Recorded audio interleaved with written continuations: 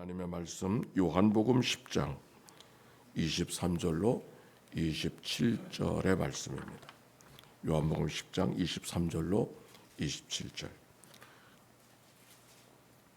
같이 읽을까요? 시작. 예수께서 성전한 솔로몬 행각에 거니시니 유대인들이 애워싸고 이르되 당신이 언제까지나 우리 마음을 의욕하게 하려 하나이까? 그리스도이면 밝히 말씀하소서 하니 예수께서 대답하되 내가 너에게 말하였으되 믿지 아니하는도다. 내가 내 아버지의 이름으로 행하는 것들이 나를 증거하는 것이거늘 너희가 내 양이 아니하므로 믿지 아니하는도다. 내 양은 내 음성을 들으며 나는 그들을 알며 그들은 나를 따르느니라. 아멘. 이는 생명의 말씀입니다. 한 주간 편안하셨습니까? 어저께 하루 종일 여기 있는데 도대체 생각이 잡히지 일이 도무지 되질 않아서 이게 웬일인가 싶었더니 여러 가지 어지러운 일들이 뉴스에 나오고 하니까 이 나라가 도대체 어떻게 될 건가 하는 생각을 가지니까 주보도 만들 수가 없고 뭐 생각이 정리가 안 돼서 여러 가지 마음이 어려웠던 시간을 보냈는데 아마 저만은 아니었을 거라고 생각을 합니다. 그래도 밤새 뭐 여러 가지 또 정리가 돼서 우리가 하나님 앞에 예배드리고 반가운 얼굴로 서로를 대할 수 있게 되었으니 얼마나 큰 하나님의 은혜인지요. 그렇죠? 네, 사랑하고 축복합니다. 오늘 성경에 있는 말씀은 예수님이 수전절을 맞이해서 예루살렘 성전에 가셨을 때의 이야기입니다. 수전절이라는 것은 예루살렘 성전의 마케오바 시절 이스라엘 백성들이 이 신약과 구약의 중간기 시절에 그 예루살렘에 이방인들이 쳐들어와 가지고서 아주 난장판을 만드는 적이 있었는데 그때 다시 성전을 다시 단정하고 봉헌하는 그런 절기가 수전절. 그래서 요즘에 나온 새 한글 성경에 보니까 이렇게 되어져 있어요. 성전 다시 바친 날. 성전 다시 바친 날. 네, 바로 수전절이 그런 날입니다. 이 절기에 예수님이 예루살렘 성전에 올라가신 거예요. 그때는 사람들이 찾아와서 묻습니다. 24절 유대인들이 애워싸고 이르되 당신이 언제까지나 우리 마음을 의욕하게 하려나이까? 그리스도이면 밝히 말씀하소서. 당신이 우리가 메시아, 우리가 기다리던 그 메시아가 맞습니까? 그렇다면 분명하게 말씀해 주십시오. 어찌 보면 상당히 간절한 좋은 말로 이 말씀이 들려집니다. 그런데 생각해 보면 예수님께서 말씀 안 하신 것이 아니거든요. 그 앞에 쭉 읽어가다 보면 오늘 10장을 읽었잖아요. 한번 성경 돌아가셔서 9장도 보시고 8장도 보시고 7장도 보시고 6장, 특별히 6장에 무슨 말씀이 있냐면 오병의 역사가 있어요. 보리떡 5덩어리, 물고기 2마리로 5,000명 이상을 먹이신 사건의 이야기가 기록이 되어져 있어요. 그 말씀을 하시면서 내가 생명의 떡이니 나를 따르는 자는 줄이지 아니할 것이요 그렇게 말씀하셨어요. 7장에는 빛의 축제 초막절을 지나면서 나는 세상의 빛이요 나를 따르는 자는 생명의 빛을 얻을 것입니다. 그렇게 말씀하셨어요. 또 그 다음에는 나면서 소경된 이를 고쳐주시면서 내가 세상의 빛이요 내가 누구라고 말씀만 하신 것이 아니라 증거들을 보여주면서 이렇게 저렇게 말씀하셨지만은 아니 그보다 더 분명하게 어떻게 말씀하셔. 떡을 먹으면서 내가 세상의 생명의 떡이라고 나면서 소경된 자를 고쳐주시면서 내가 세상의 빛이라고. 그런데 그들이 들으려고 하지 않은 것이죠. 그래서 26절에 보니까 이는 너희가 내 양이 아니므로 믿지 아니하는 것이요.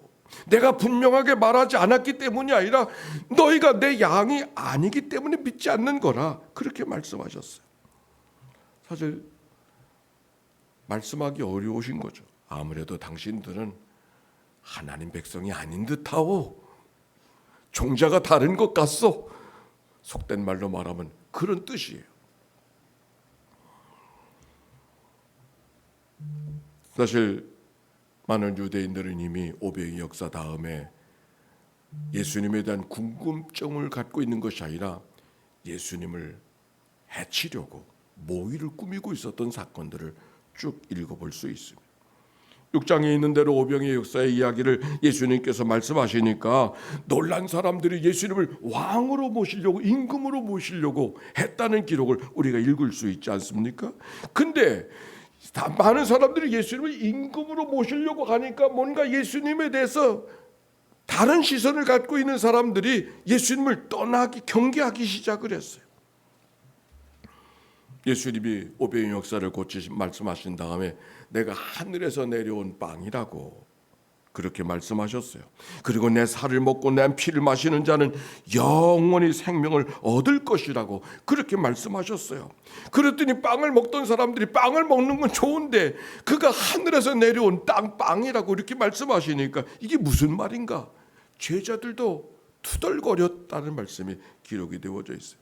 성경에 보면 6장에 형제들도 예수님을 믿지 않았다. 왜? 사람이 할 수 있는 말을 하는 것이 아니었기 때문에. 7장에 보면 초막절기를 지나는 예수님께서 사람들이 예수님을 죽이려고 하는 이야기가 이미 시작된 것을 알 수가 있어요. 사람은 아무래도 저 사람은 귀신 들려서 하는 것 같다고, 귀시하는 말을 우리가 듣고 있는 거라고 하면서 그를 해치려고 한 모의가 시작이 되었습니다. 8장에는 현장에서 간음한 여인을 용서해 주는 사건이 기록이 되어져 있어요. 사람들이 현장에서 간음한 여인을 죽이려고 하니까 죄 없는 자가 돌로 치라고. 누가 돌로 칠 수 있습니까? 사실 죄가 있는 자라고 그를 돌로 치려던 자들이 머쓱해져서 오히려 예수님에 대한 반감을 갖게 되는 이야기가 그 다음에 기록이 되어져 있지 않습니까? 더욱이 9장에서는 목숨처럼 지키는 안식일 날 나면서 소경된 자를 고쳐주시면서 내가 세상의 빛이라고 말씀하시니까, 그리고 이것은 하나님이 하신 일이라고 하니까 오히려 그들이 저가 하나님을 사칭한다고 하면서 성전 모독, 신성 모독죄로 예수님을 죽이려고 했던 이야기가 요한복음 9장에 기록이 되어져 있어요. 이런 과거의 이야기를 알고 있기에 좀 더 분명하게 이야기해달라고 이야기하는 그들을 향하여 주님이 이렇게 말씀하셨어요. 27절 다 같이 시작. 내 양은 내 음성을 들으며 나는 그들을 알며 그들은 나를 따르느니라.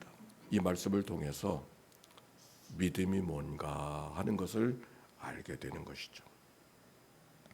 내 양은 내 음성을 들으며 그들을 알며 그들은 나를 따른다고 하는 이 말씀은 그저 듣고 알고 따른다는 말을 하는 것이 아니라 예수님과 그들이 어떤 관계 속에 있는가를 확인하라고 하는 말씀입니다. 어쩌면 그거는 우리가 지금 예수님과 어떤 관계 속에 있는가를 기억하게 하는 말씀이죠. 내 음성을 들으며. 오늘 예수님과 그들 백성들과의 관계를 목자와 양의 관계로 설명하고 있어요. 그래서 양들이 목자의 음성을 듣는 것처럼 내 음성을 듣는 이들을 예수님이 말씀하고 있는 것이죠. 왜 하나님이 목자와 양의 관계를 들어서 하나님과 우리와의 관계를 말씀하고 있는가? 목자와 양, 기후가 좋은 곳에서는 목자 없이도 양이 얼마든지 살아갈 수가 있지만 기후가 가뭄 속에 살아가는 그 땅에서는 목자 없는 양은 생존할 수가 없어요. 있으면 좋고 없어도 그만이 아니라 목자 없는 양은 살아갈 수가 없어요. 마치 물고기가 물속에 논이는 것처럼.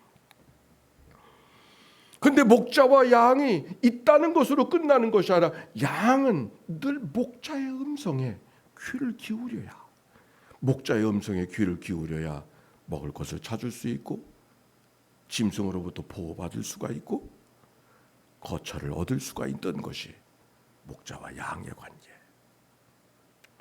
오늘 성경은 그 양이 목자의 음성을 듣는 것처럼 내 음성을 듣는 사람,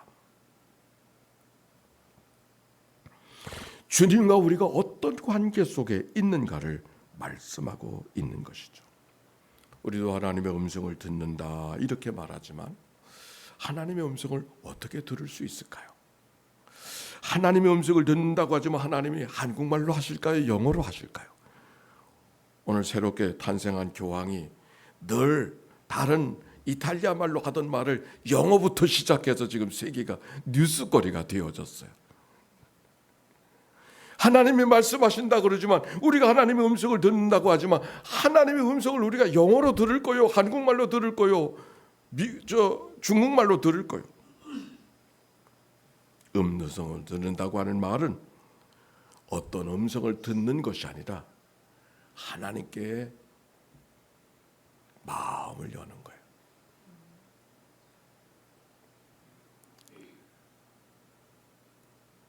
하나님의 음성을 듣는다고 하는 말은 하나님께 내 마음을 여는 거예요. 마태복음 5장 48절에 하나님이 내 온전하신 것 같이 너희도 온전하라 그 말씀이죠. 그 온전하다는 말은 완벽한 사람이 된다는 것을 말하는 것이 아니라 하나님께 개방적인 사람이 되는 거예요. 하나님께 마음을 연다고 하는 말이 무슨 말인가?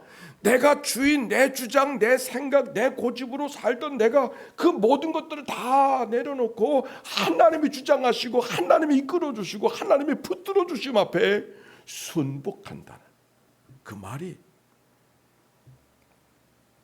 마음을 여는 것이죠. 하나님의 음성을 듣는다. 하나님께 마음을 여는 것. 지난 주간에 사실 기쁜 소식을 들었어요. 여기서 신앙생활을 시작한 사람이 드디어 세례받은 사람이 나타났어요. 우리 박봉원 형제 또 권복순 자매가 제가 왜 특별히 기억하냐면 제가 여기서 선교를 시작하면서 제가 훈련시키고 제가 세례를 주고 제가 뭘 해야 되나 사실 그런 생각을 했는데 여기는 쉴 때 되면 또 쉬어야 되니까 붙들 수가 없어. 오히려 그 사람을 위해서 내가 뭘 하기보다 그가 믿음의 생활을 잘 정착할 수 있는 곳으로 보내서 거기서 훈련받고 거기서 세례받고 거기 교인이 되게 하는 것이 그 사람을 위해서 더 좋겠구나 해서 여기서 세례받겠다고 하는 사람들을 그렇게 하지 아니하고 당신이 사는 곳에 인근 교회에 등록을 하고 여기서 예배 생활을 시작했지만 그곳에 세례받는 게 좋겠다. 그래서 그렇게 갔는데 드디어 열매가 나타난 거예요.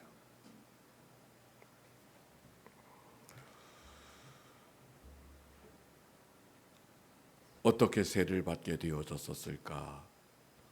사실 세례라고 하는 것은 물을 뿌리는 거지만 물을 뿌린다고 세례가 되는 게 아니잖아요. 원래 세례는 물 속에 잠기는 거예요. 잠긴다고 하는 말씀은 어떤 의미냐면 내가 주인 노릇하며 살던 내 인생은 나의 옛사람은 죽고 이제는 예수로 다시 산다고 하는 그 믿음의 고백이 세례 속에 있는 것이죠. 세례를 받았다고 하는 말은 물을 뿌렸다고 하는 말이 아니라 내가 주인된 내 인생이 내 마음대로 살아가는 것이라고 생각하고 살아왔던 모든 꿈과 생각과 소망을 내려놓고 주님뿐입니다. 주님뿐입니다. 고백하고 주님을 향하여 걸어가는 백성으로 바뀌어진 삶이 되어지는 것. 그것이 세례인 것이죠. 오늘 성경 내 양이 내 음성을 들으며 나는 그들을 알며 그들은 나를 따르더니라. 음성을 듣는다고 하는 것은 음성을 듣는 것이 아니라 하나님께 마음을 열고 그분과 내가 인격적인 관계 속에 하루하루를 살아가는 것을 말씀하고 있는 것이죠. 나를 음성을 들으면 나는 그들을 알며 여기 안다라고 하는 말이 얼마나 따뜻하게 들는지 내 이름이 누군지 어디서 사는지 내가 무엇 가지고 고민을 하는지 내가 어떤 걱정 속에 어떤 눈물을 흘리고 있는지 다 알고 계시는 주님. 그래서 주님은 따를 수밖에 없는 순종할 수밖에 없는 삶.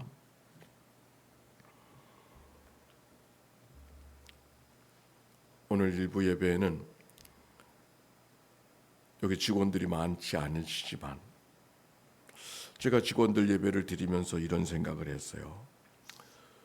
수전절이라고 하는 것이 어떤 시간인가? 다시 성전을 봉헌하는 일.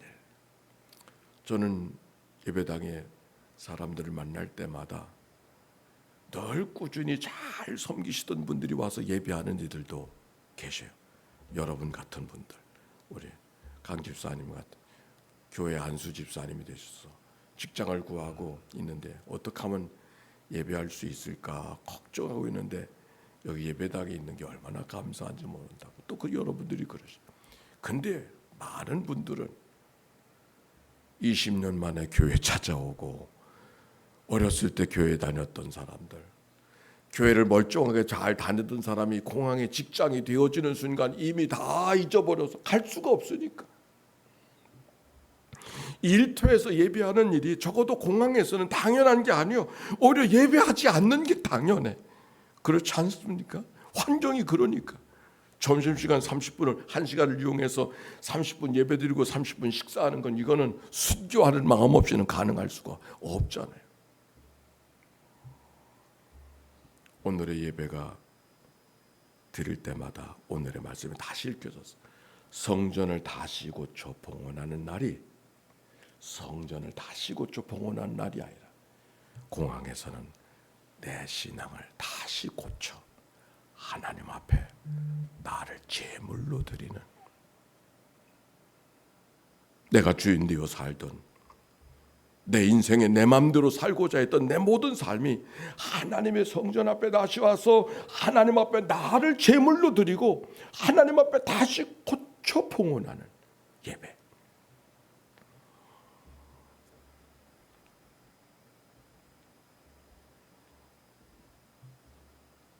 그 음성을 듣는 자를 하나님이 알아주시고 하나님을 따를 수밖에 없다는 말씀을 하시며 28절 다 같이 시작. 내가 그들에게 영생을 주노니 영원히 멸망하지 아니할 것이요 또 그들을 내 손에서 빼앗을 자가 없네. 이 말씀이 얼마나 우리들의 신앙생활에 큰 힘과 위로로 사는가. 주님은 내가 붙잡는다 해서 붙잡는 것이 아니라 하나님이 나를 붙잡아 주시는 줄로 믿습니다. 가고자 해서 가는 것이 아니라 아무리 가고자 한다 할지라도 하나님이 나를 붙잡아 주지 않으면 우리의 믿음의 여정은 갈 수 없어요. 우리의 목자 되신 하나님이 오늘도 우리의 삶 한 사람 한 사람을 붙잡아 주셔서 예배 자리로 인도해 주시고 말씀 앞에 서게 하시고 말씀을 듣게 하시는 이 은총이 또 한 주간 우리 모두 가운데 가득 한 여러분의 모든 삶이 되어지시기를 주의 이름으로 축원합니다. 기도합시다.